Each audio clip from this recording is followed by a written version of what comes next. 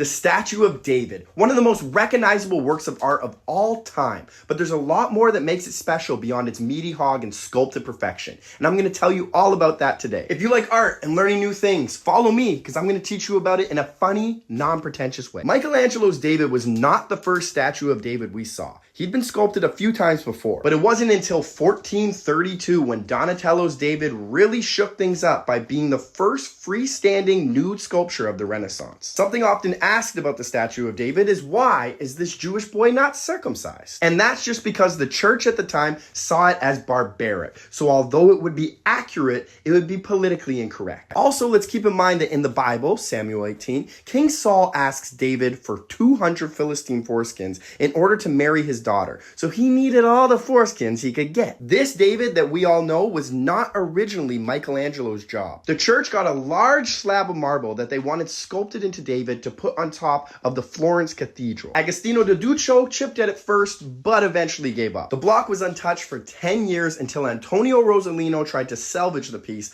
but eventually he gave up too, and it laid there untouched for another 25 years. But eventually Michelangelo came along, and in his own words, "I saw the angel in the marble and I carved until I set him free." Up until this statue, we always saw David as a boy and not a man. We'd see him right after the battle where he used his little slingshot on Goliath and cut off his head. We often see him standing with Goliath's head. But in Michelangelo's, we see him before the battle, the underdog, building the mental strength to do the unthinkable. Over 100 years later, Bernini was asked to do a David, and he wondered how he was going to compete with Michelangelo's. But then he was like, all right, his is cool and 17 feet and all, but mine's sexy. Bernini made his biting his lower lip, and he had a cheeky little bush popping out. The only way he could have made it more controversial would be to have circumcised him. This is my favorite statue by Bernini, another very controversial and sexual one that I'll be talking about tomorrow, so hit follow because it gets even better.